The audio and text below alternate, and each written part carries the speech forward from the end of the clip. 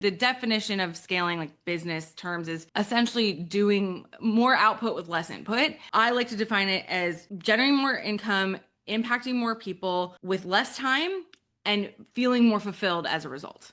That's how I define it for my clients.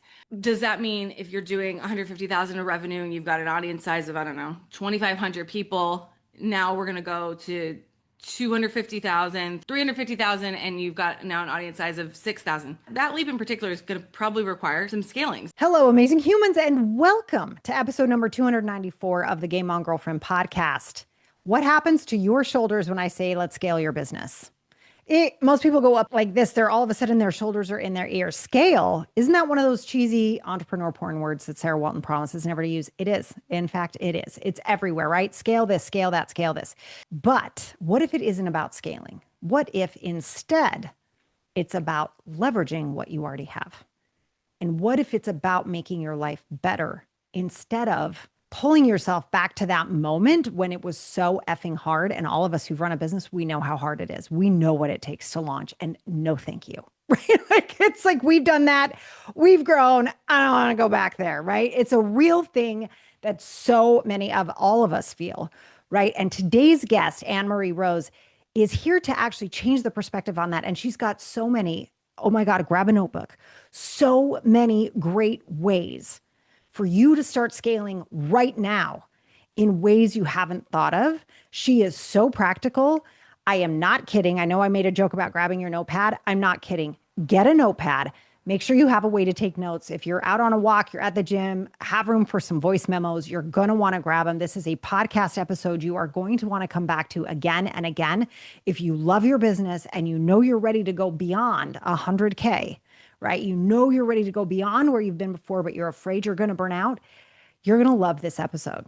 AnnMarie Rose is an online business scaling strategist with nearly a decade of experience helping coaches, consultants, and service providers leverage their zone of genius to navigate scaling with clarity and confidence. She and her team have helped hundreds of business owners scale with relative ease by aligning their big picture business strategy to their highest vision, refining their offer suite, clarifying their brand message, and streamlining their marketing and sales systems so they can 4 to 10x their impact and their income without chaos and burnout. I know. It sounds too good to be true, doesn't it? Yeah, it's not. And just to underscore this point of how powerful AnnMarie is and the way that she approaches business and the way she talks about strategy is at the time of this episode, this woman is 8.5 months pregnant. So just keep that in mind. Like, she is doing this interview. Listen to the brilliance, listen to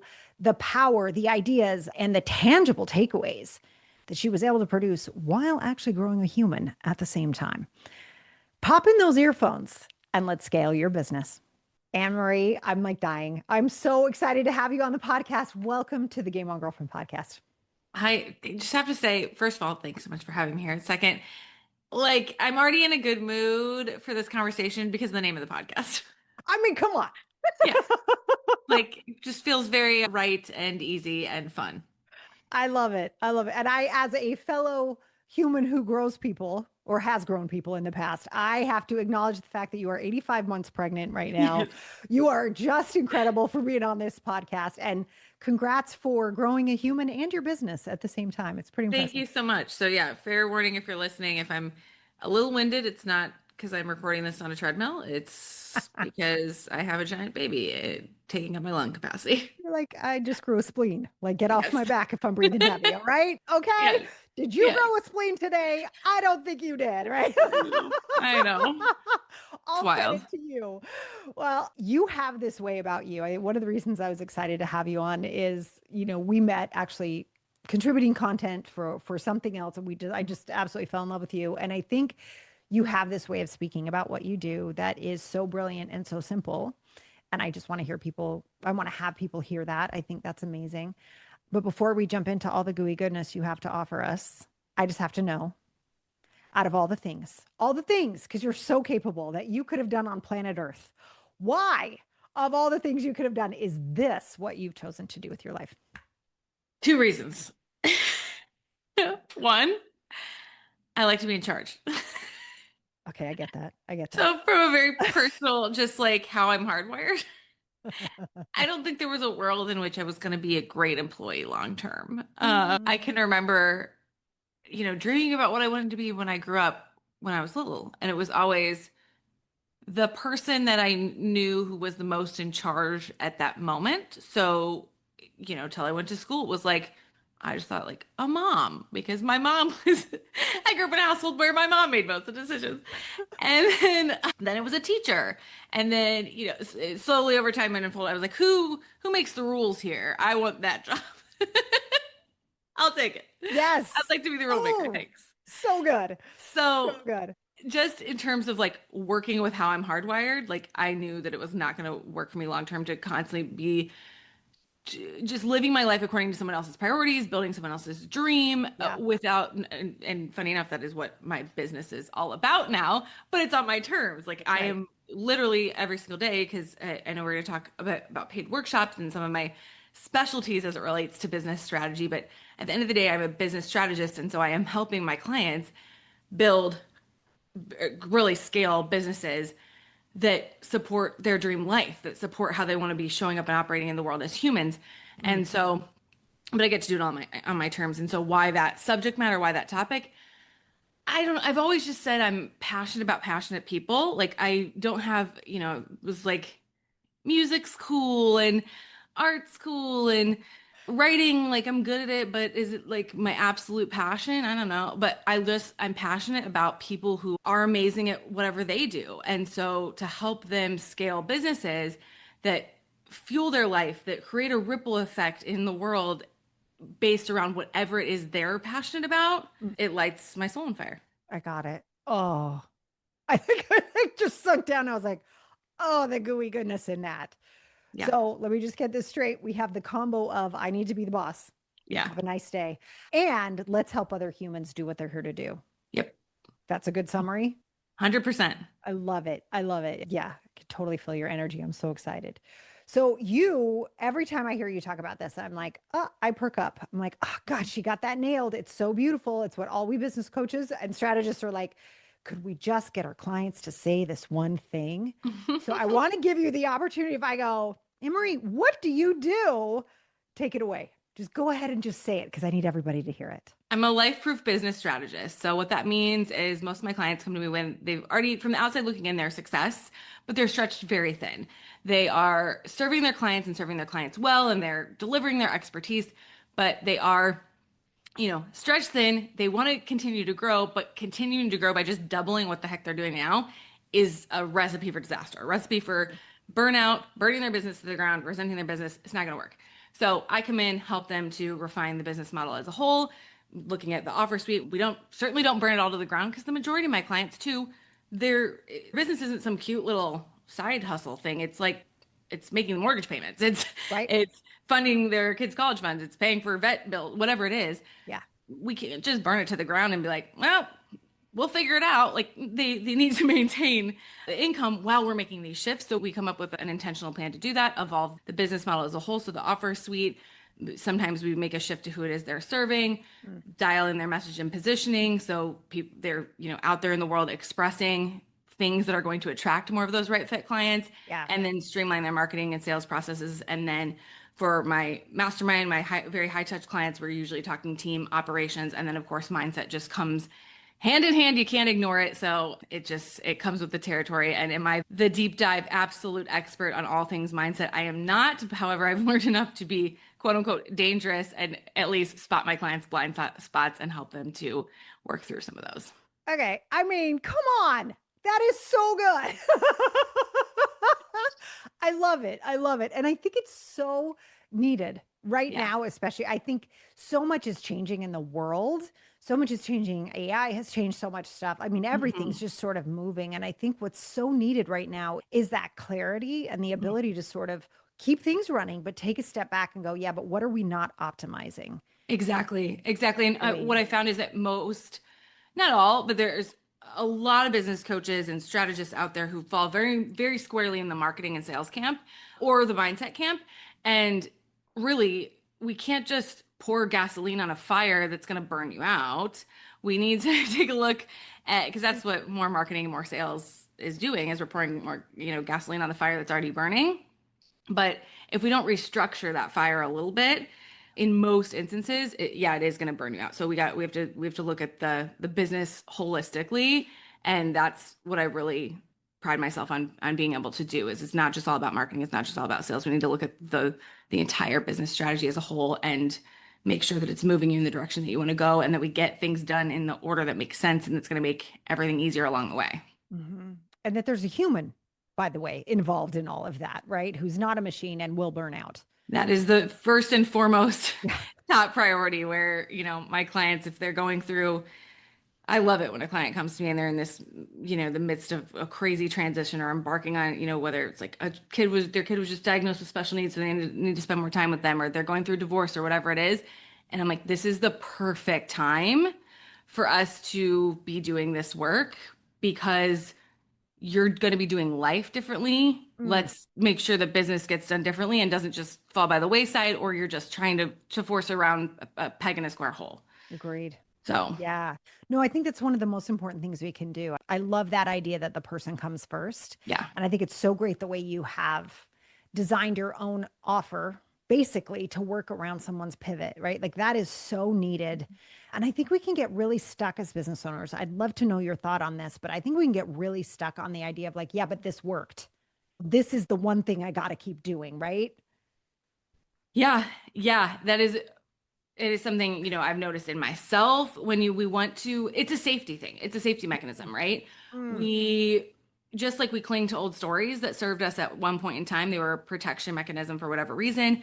And then we get to a season of life where they're causing us more harm than good. yeah. Same things happen with strategies. Like there are strategies that worked and offers that worked and ways of marketing that worked in a certain season, in a certain, ecosystem of business that we're in, and they don't work for this season, whether it's because you've changed as a person, the market's shifted, your life has shifted, whatever it is. We can't always rely so heavily on what has worked Mm.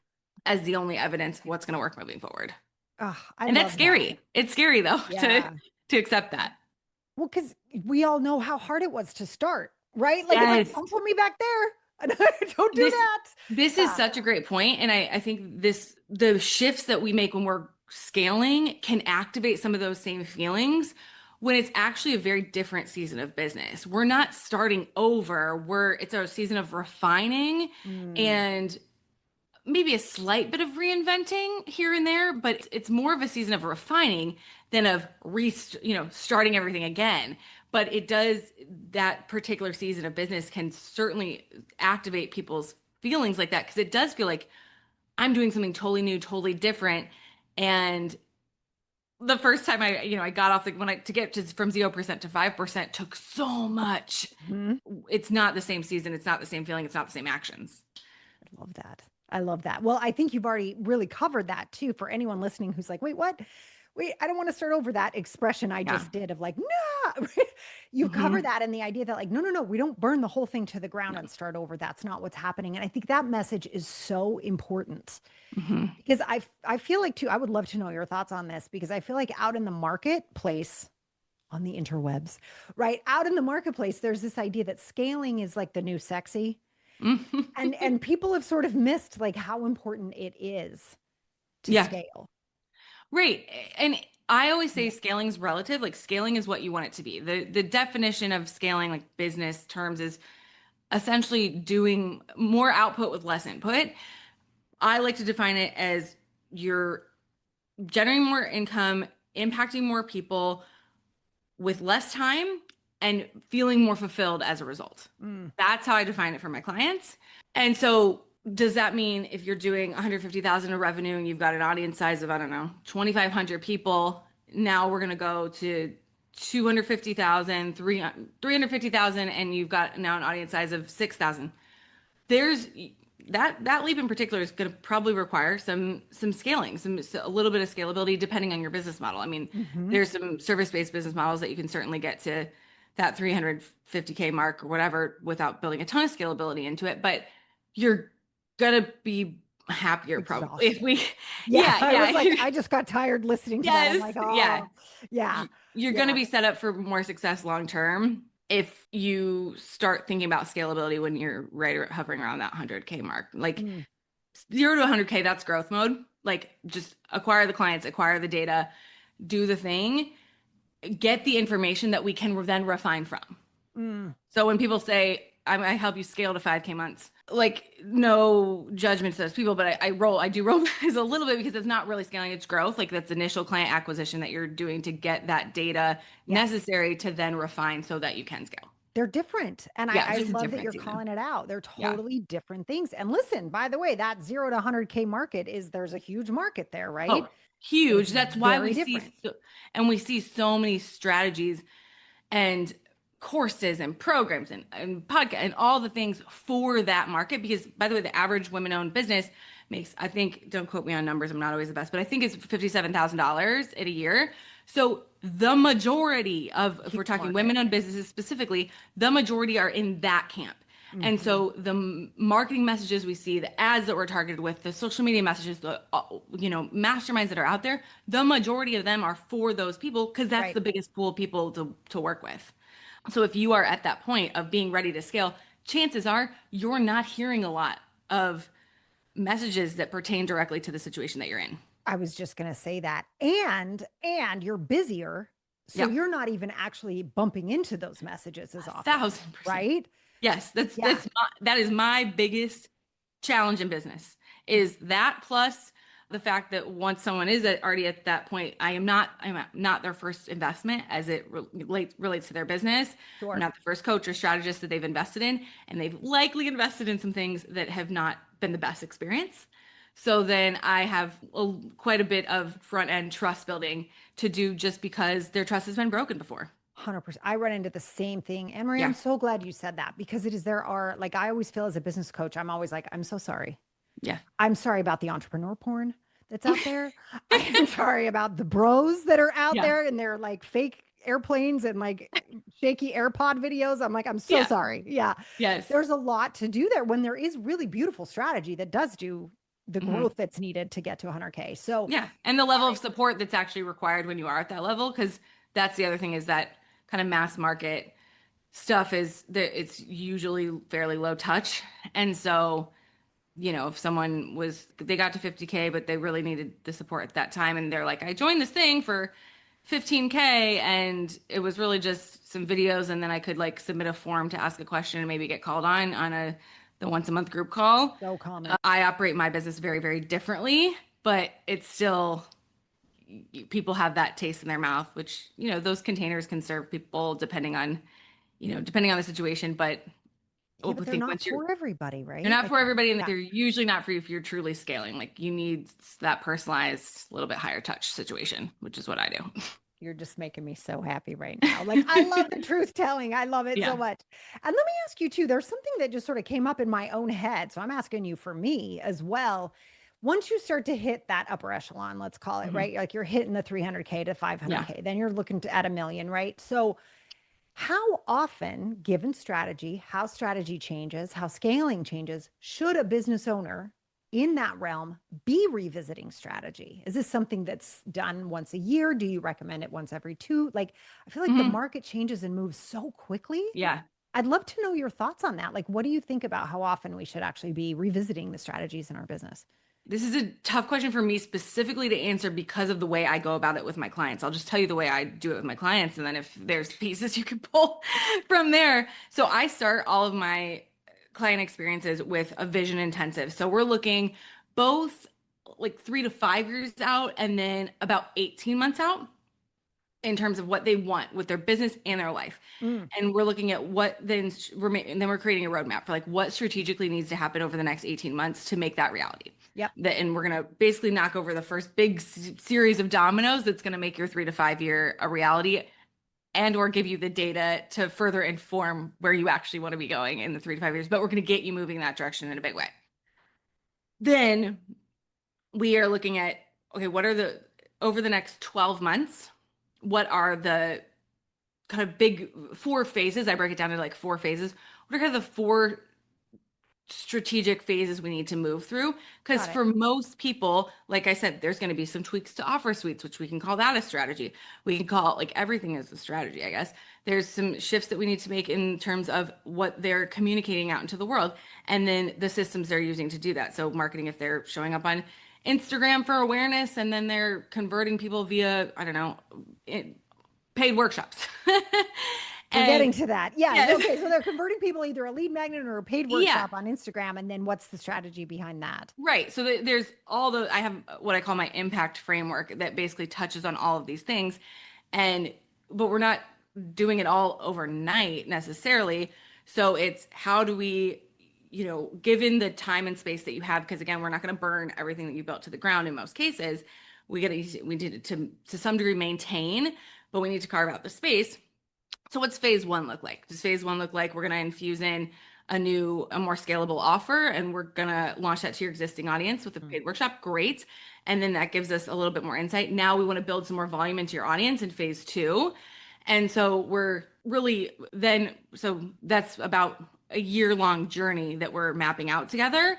And we're going through, do things evolve as we go? Yes, because usually things are also happening in their life where we Right. say, okay, we had planned to do this, but let's go ahead and make a slight shift. So you might change up the strategy that you plan to do based on what's happening in your life or data that you got from whatever that previous step was. But I would say on a yearly basis, it's very helpful to revisit your vision, where the heck you want to go, what's going on in the market, how you're feeling, how your life has evolved, and then kind of map out where do we think we want to go over the course of the next year.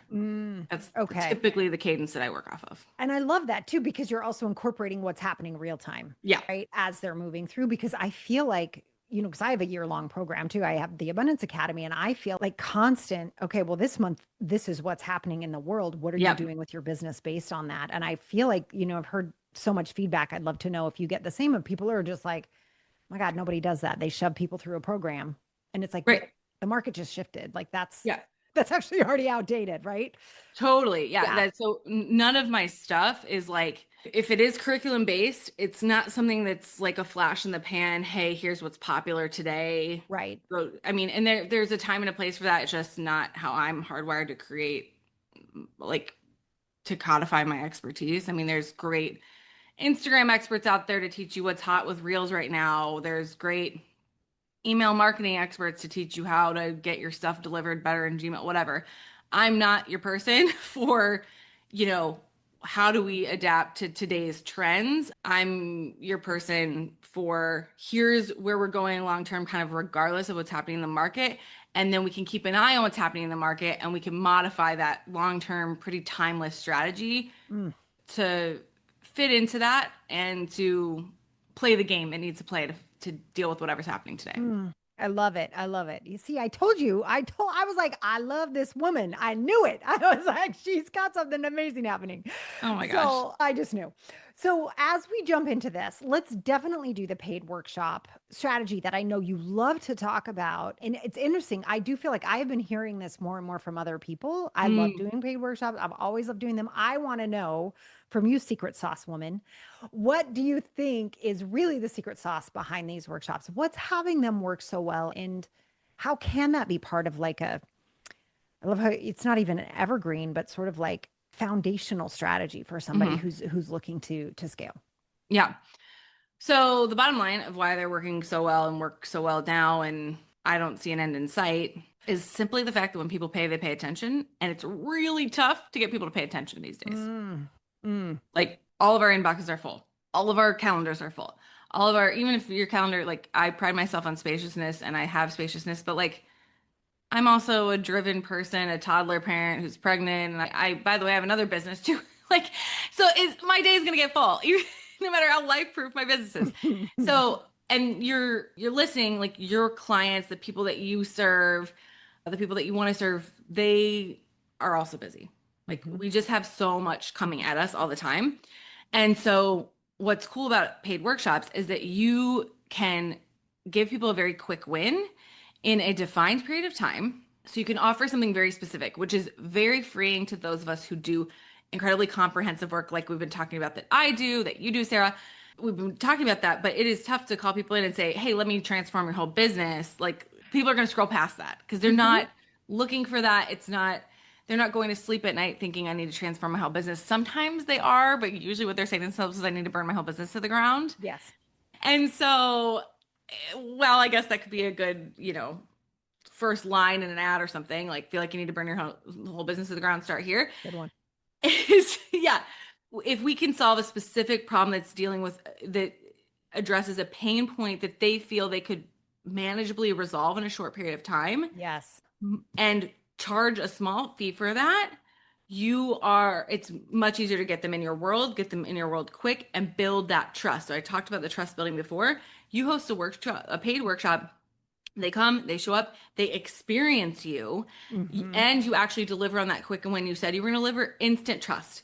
You don't have to put out 30 reels to build that trust. You don't have to put out 20 podcast episodes like to build that same trust. I mean, you can be doing those things too, but literally you can take someone from cold to you to being your biggest raving fan, like ideal client status, in 2 hours with a paid workshop. Agreed. I totally Yeah. agree. They're some of my favorite things to do. I absolutely love them. And when you're working with people, I think one of the biggest questions, I can hear it out in the ethers, right? Yeah. Is like, okay, I want to do that. That sounds amazing. I hear what AnnMarie's saying. That's so good. I have two kind of questions there. Is one, do you always offer something in a workshop?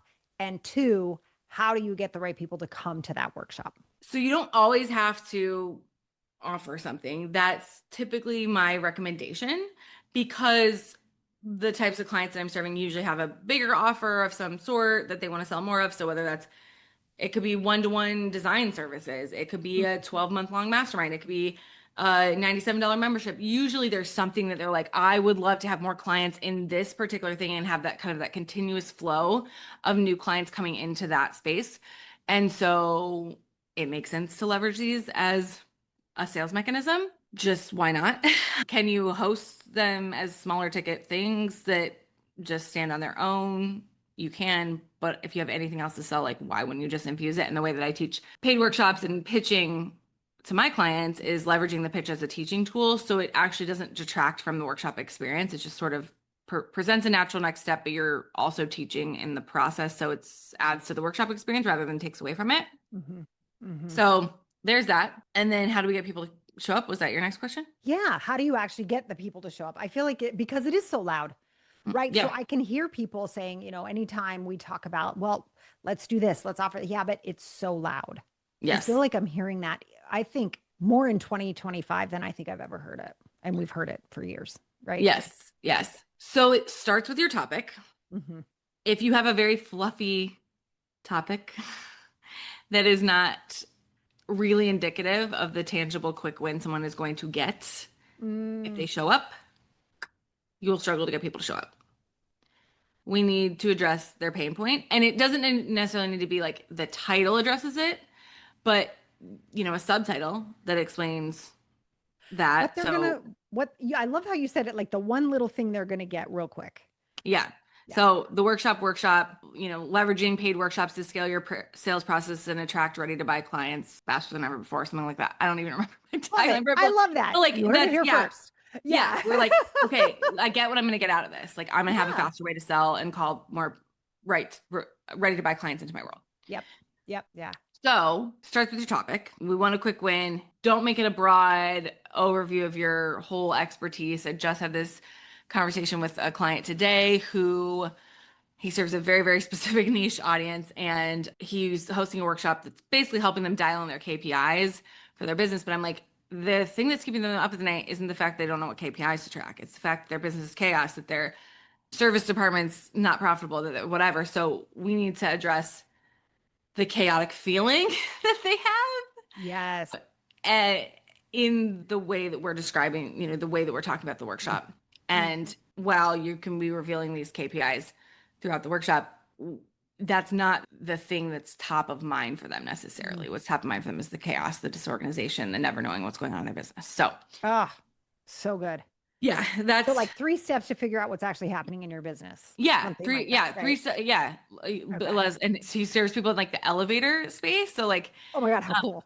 Yeah, and at first when he first came to me, I thought when he was saying elevator entrepreneur, I'm like, is this like a cutesy term? Like, what is elevator? And I'm like, oh no, literally business owners who like sell and install and service elevators. Okay, Maintain. got it. Right. Got Yeah, it. very important, The thing. actually. But The I think thing. Yeah. elevator entrepreneur is hilarious. I Yeah. say that you like coin that and make that into something because that's really Right. funny. Yeah, I Right. got So, it. yeah.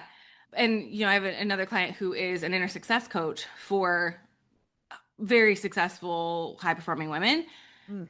but inner success, extremely broad.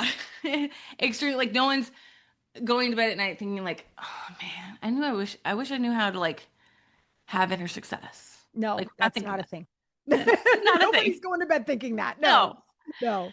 So we really, really niched down her focus for her public platforms to specifically post-divorce women who Mm. are wanting, like post-divorce women is who she's targeting on Instagram, which is where she shows up most frequently.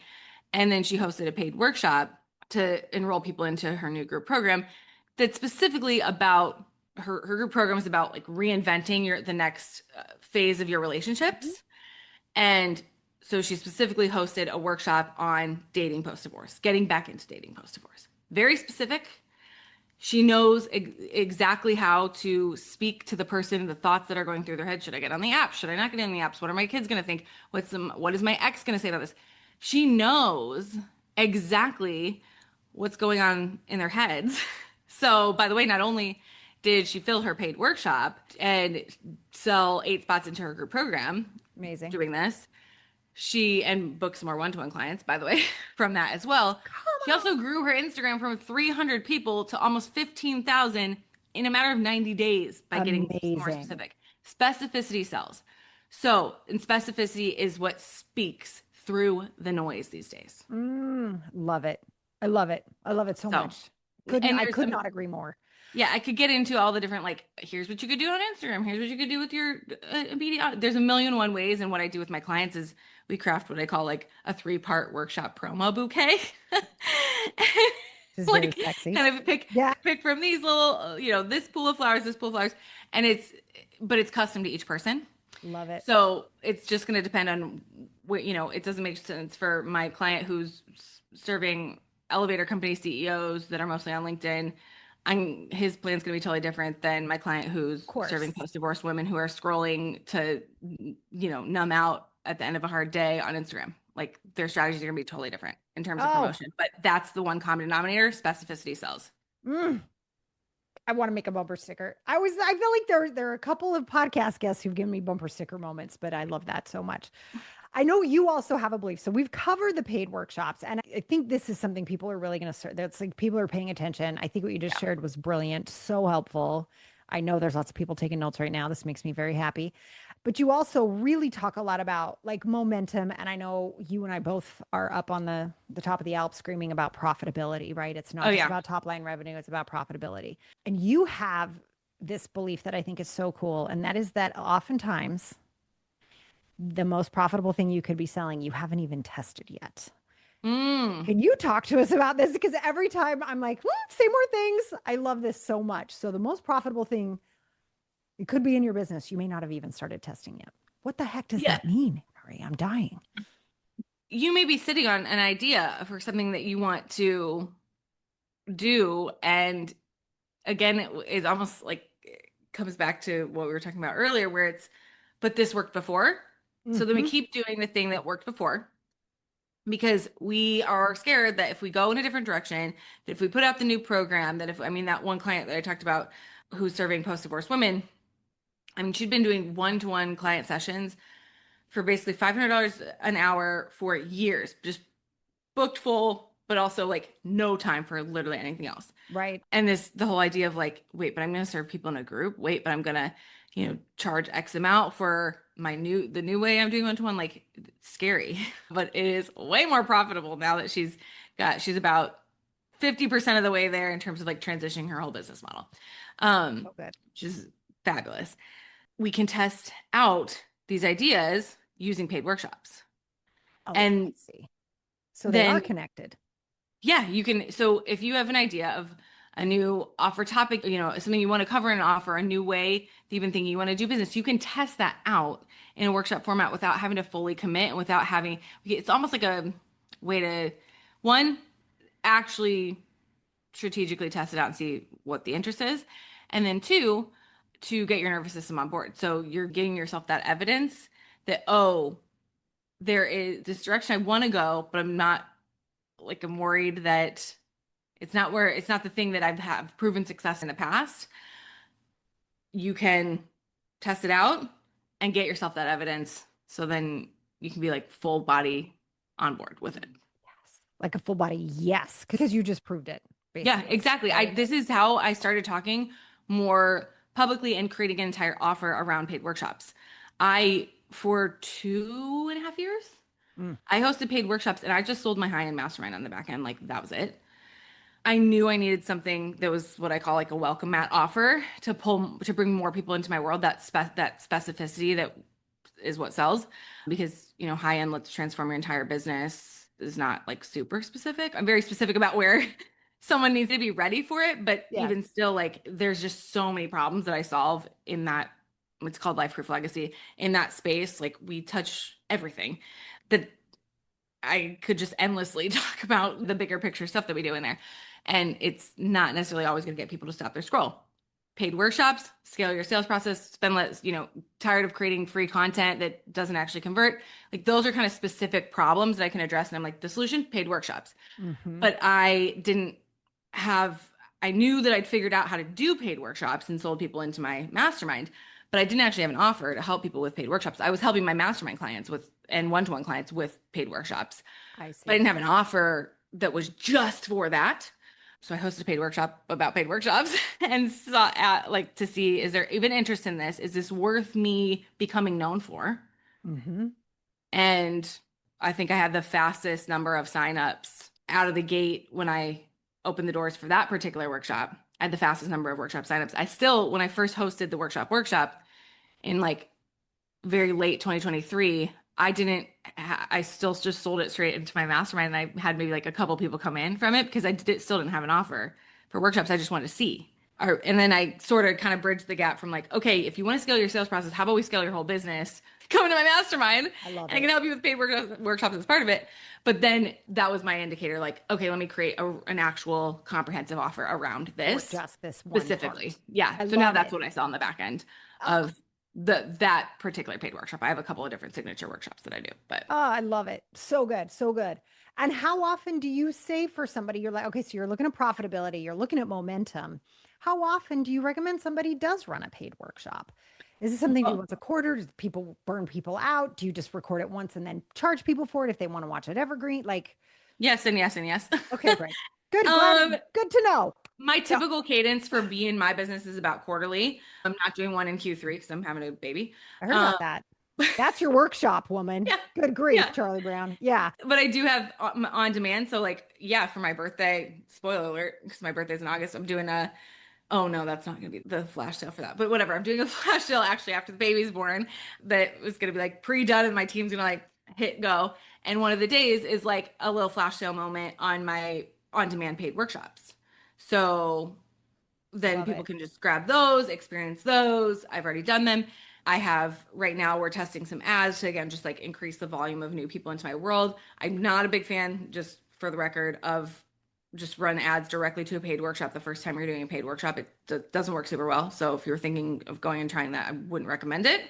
Usually you need to have warmed people up to you before they're going to say, oh yeah, let me pay $97 to be there at a specific time. Like it's usually going to cost you a lot in ad spend to get that. Yeah. Yeah, exactly. Yeah. So not a huge fan of that, but you can certainly bring people into your world with ads and then invite them to your paid workshop. So one of the things we're doing right now, running ads to a toolkit that I have that helps people. And I'm happy to give your people a code to this, by the way. Yeah. So it's called the Sold Out Workshop Toolkit. So it's all about how do we get people into that? How do we nail the right topic? How do we talk about it? Where do we talk about it? It's nailing those things that are going to help you fill the workshop itself. Yeah. But I also have one of my order bumps on there, like something that people can add on to their order is an on-demand replay of the workshop. So when I'm not hosting it, there's still ways people can get access to that. Brilliant. I love that. So I've been able to move that, like they become puzzle pieces in your business that you can rearrange depending on what your life looks like. Yeah. Which we all need because it keeps changing. So good. Yeah. 100%. Yeah. Okay. And then I test out new workshop topics whenever I feel the pull, and that's fun for me. That's exciting for me. But I do have a couple of these signature workshop topics basically on rinse and repeat where I can host them. I have a promo sequence that I know works. I can tweak it a little bit for the time, but it's not a heavy lift on me whatsoever. Love it. Love it. Yep. Okay. Do you see how simple you just make everything for people, AnnMarie? It's just like, hi, I know your life is complicated. Here, breathe. Just listen for Yeah. 1 minute. It's so good. So good. Oh, So good. let's say we have somebody listening right now. I know one of the things that you say is if you haven't tried scaling yet, this is probably the reason why, and you may not know what that reason is. I have a guess, but I would love to know for anybody listening who's like, hey, yeah, why haven't I scaled? Why am I feeling so burnt out? What's happening for me? What is it that holds most people back from scaling? Fear that it's going to be the same lift that was required to get off the ground initially. Full circle moment, baby. Yeah. It's that fear, right? It's like, Yes. no, I don't. This is going to be the that's not same cool. story. Same story. And now, by the way, the stakes are much higher. The stakes Yes. are higher. Your life is more full. You're like, I can't do all that again. I Right. did it when I didn't have I wasn't booked out. I didn't have Mhm. 2 kids, or I didn't, whatever it is. But the reality is it's a different chapter. It's not So the same good. chapter on repeat. I love it. I have this really funny picture. I don't know if you've ever seen Gone with the Wind because I'm 953 years old, but there's that picture of Scarlett O'Hara, when the drought comes and she's like, I will never go hungry again. Yeah. Like that's what I'm picturing these Yeah. entrepreneurs who are like, you can't make me scale because Right. I'm not going back there. Totally. So And love it's that. funny. I even hear people who it's like they're allergic to the word scale because they've heard it in certain contexts. And I'm like, okay, so but What what are you're you thinking? describing that you want is scaling. What if we call it leverage? Oh, And they're like, okay. I'm like, all right, whatever we need to get your nervous system on board. Because yes. describing that you want is scaling, but we can call it something different if you want. I love it because it's like you could just feel the shoulders drop. Like, Yeah. oh, that I Yeah. can do. I'll do leverage. Leverage is good. Yeah. Yeah. So I'm like, good. okay. Oh, It's kind yeah. of like, having a toddler where I've heard the joke many times. It's like we need to, it's a marketing game to like get your toddler to want, because it is like the most raw representation of like what our subconscious does sometimes, is like how a toddler behaves sometimes is just the Truth. fighting and resisting. And so if we can kind of repackage it as leverage instead of scaling, Yes, it works. It works. because we could repackage it as a fun adventure rather than running errands, I then gotta it's all tell good. you, I just have to say something here. I swear to God, this is why moms are such great business owners. I'm not to Yes. say humans who aren't mothers aren't great business owners. They are too, but there is something you have to learn on the daily, 24/7. Even if you want to pee, you Yep. have to know how to reframe things so that you can get what you need. And I am telling you, that is like such a life skill that translates into business. It just is. It It's just is. funny because I know you're like making a joke, but I'm like, no, literally. Like, I have to, if I need to go pee, I'm like, okay, here's what we're gonna do so that you don't like burn the house down in these 3 seconds. Yes. Yeah.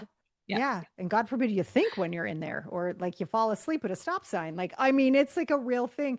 So I do think there is a beautiful match and skill sets there. So Yes. I am so excited for you. Congrats on baby number 2. This is just, I can't for you. I'm so Thank you. excited and I can't wait to see what you do next. And, if you have the link for your flash sale for when your birthday and all those things, we're going to put those underneath this video. If you're watching in YouTube, we're going to put that in the show notes if you're listening in. And we will also have a code to her amazing toolkit. Yeah. AnnMarie, And thank I you have a so much. freebie too. Like Let's do that too. yeah, the Yeah. workshop game, because I'm like, I think when we talked, like, this podcast technically is gonna come out right after my birthday flash sale, but I guess not the baby flash sale. So whatever, we'll talk timing, but I've got goodies for your people. I love it. Goodies abound. Check the show Yes. notes. I'm so excited. AnnMarie, if someone is like, oh dear God, I need me some more of her, where should people go to find you on the I mean, regular? I have a website. Is it entirely up to date? Don't quote me on that for sure. That's been on the list. There's my other hot tip for you. Not everything needs to be a priority today. It's fine. Reach on it. Instagram. DM me on Instagram. Like, literally just send me a message. I'm an open book over there. We can chat it up. I'm at ask AnnMarie Rose over on Instagram. That's where I hang out most. Also Threads, where you'll find my unhinged 11 p.m. pregnant thoughts. I can't wait. I'm so diving into that. It's so Yeah. good. Oh, AnnMarie, thank you so much for spending time with the girlfriends today and for encouraging so many more people to scale so these business actually help create the lives that we all want. Thank you. Thank you. Thank you, Sarah, for having me. This was so much fun and just like chatting with a girlfriend.